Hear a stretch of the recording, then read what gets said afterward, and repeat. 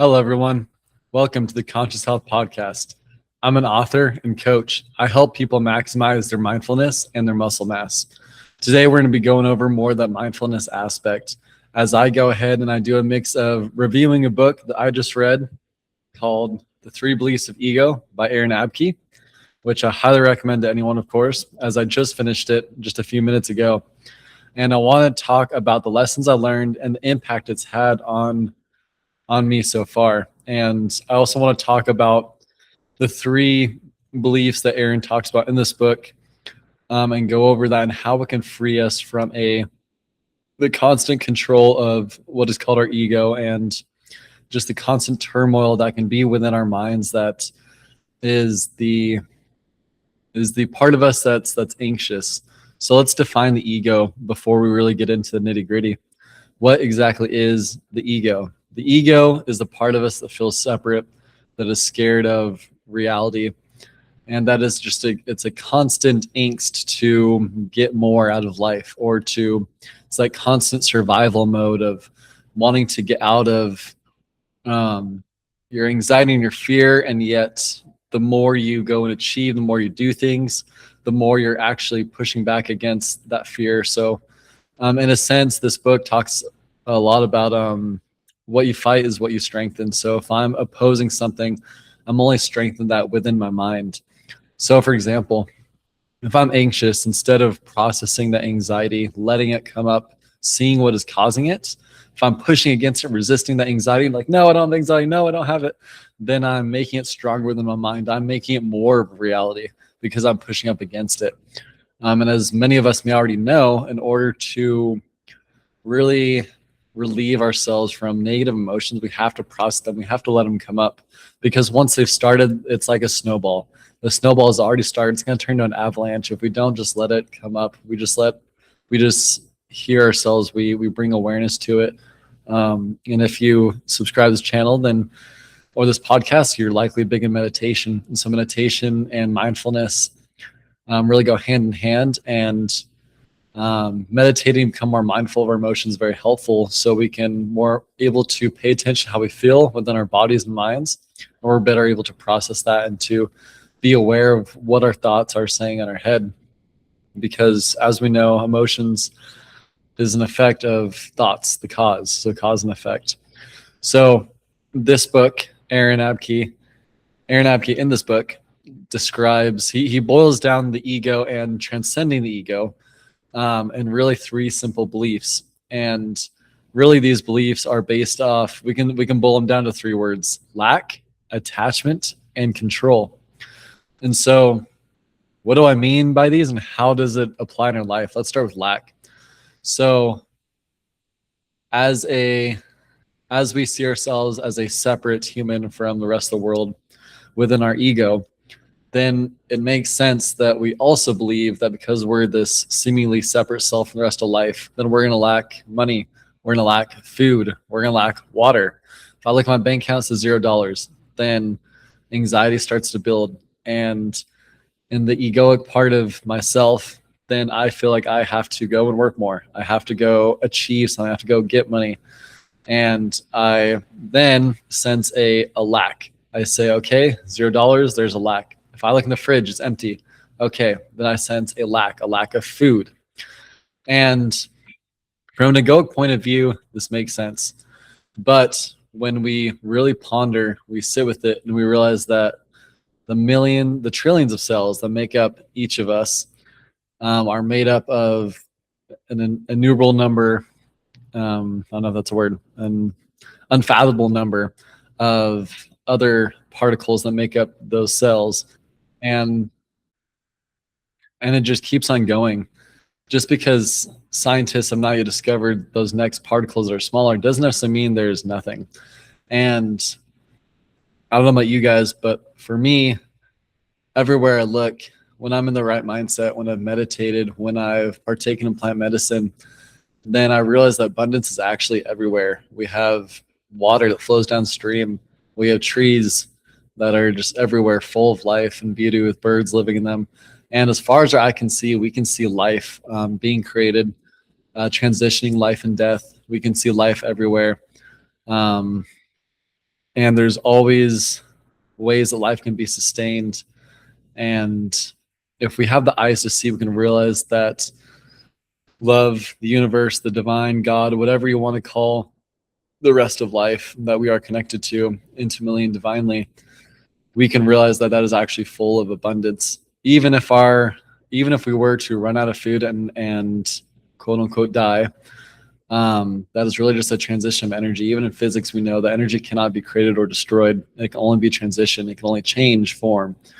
And so even in that sense, there really is no lack.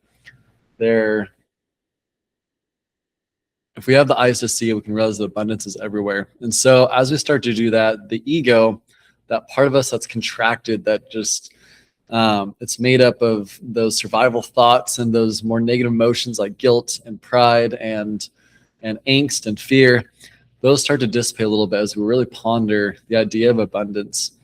And I'm sure many of you had experiences where, for example, just a few weeks ago, my bank account was in the negatives. And of course, I started panicking. My ego was frightened, as a family to take care of XYZ. And then all of a sudden, within that same day, opportunities started to happen. Jobs appeared, part-time jobs I could take, family, friends, different people helped me out without me even saying anything, without even me expressing my fear. And so that's just another way that God shows us that life really is abundant. But once we start to dissipate that fear and that belief of incompleteness in ourselves and lack, then that ego starts to lose its grip. And so the next belief that actually goes off of lack is called attachment. Attachment, so me being attached to an outcome. For example, if I'm making this video or this podcast, but all I can think of is eating this tamale after I finish this. If that's all I can think about, I'm out of this present moment. I'm thinking about a future moment that only exists in my head. I'm thinking about the outcome. In my head, my ego is telling me that is promising me fulfillment. And albeit it will be temporary, there will be fulfillment. It's a half truth. There will be fulfillment, but it's not going to be lasting. And then there'll be another thing. The second I start eating the tamale, then my brain, my ego may tell me, oh, tomorrow at work, when I achieve XYZ at work, I'm going to feel amazing. And again, this might be true, at least temporarily, but it's always something else. That ego is never satisfied, always has a different attachment to chase. And then lastly, as we have attachments, we're attached to outcomes or different things happening, or an object or a person, whatever it is, then of course we must control those attachments. If I have a drug addiction, then of course that is my attachment, and I want to control that supply. I want to make sure I always have a dealer. I want to make sure that I always have a constant supply of that drug that I'm addicted to. And so we can see how these beliefs form off each other: lack, attachment, and control. And that is what this book is all about. And a lot of it really comes down to just trusting and surrendering life around us, realizing that we are not separated from life around us. We're actually intimately a part of everything. Nature abhors a vacuum, meaning that nothing in nature lives in a vacuum.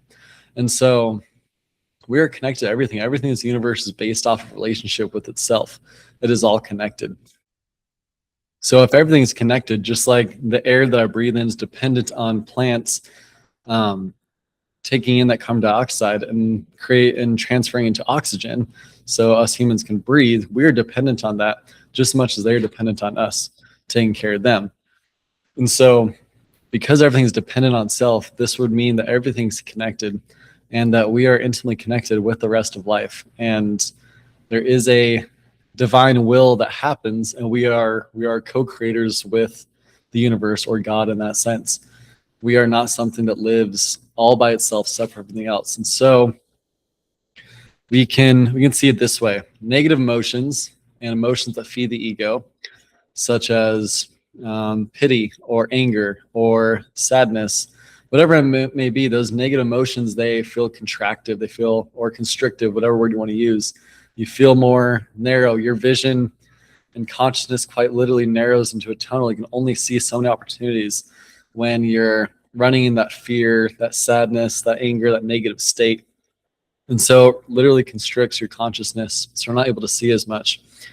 And that is a good way to know that we are in that egoic mode. So how exactly do we get ourselves out of that and into more of an expansive place from the heart, where we can feel heartfelt, loving emotions? Of course, this takes a lot of practice. It's not something that just happens overnight. This is not something that just happens in an instant. Like some yogi up in the Himalayas or whatever it is. This, for the most of us, this is a process. This is something that we gradually have to work on: forgiveness, letting go, not judging others, because when we judge, judgment is unilateral, meaning that when I judge you or any other human, then I also judge myself by that same standard. And so there's different practices like forgiveness, letting go, trusting, surrendering, that help us to be more expansive. And that has to be something that really is genuine. If we really don't want to be free of the ego and free of those things, then we are going to stay in our negative emotions. It's also hard because, in a sense, our body actually gets really used to being in negative emotions. It gets addicted, in a sense, addicted to those certain chemicals that go through our brain. And so because we get so used to those negative emotions, that negative state of being, then in a sense, we are coming from an addictive point of view, where we really have to work on breaking that cycle, breaking out of pity, for example. That's a big one I've worked on. Or shame, that's another big one. And this process, at least for me, has taken years. But as I slowly work on trusting and surrendering to the rest of life, to God or the universe's divine will, then I start to feel more expansive. I realize I'm part of something way bigger than just this. And so I know that these are very vague, but let me give you a tool that has helped me, and maybe it can help you. That would be, of course, meditation, and more specifically, meditating on your breath. So what I would suggest anyone is take at least 15 minutes a day. Whether you got to wake up early in the morning, stay up late at night, do in the afternoon on your lunch break, like what I do. Go ahead and take 15 minutes and this will be very, very difficult at first, but it's very simple. And with practice, it can be done. And it'll feel very enlightening and freeing. But what you do is you find you find preferably a quiet place to sit in, and you go ahead and you sit down and you just watch your breath. You don't have to change how you breathe. You don't change anything, actually. And you don't have to force anything. You're just going to watch your breathing. I like nasal breathing. So you just watch. You can watch the breath going in and out of your nose, or you can watch your diaphragm moving in and out.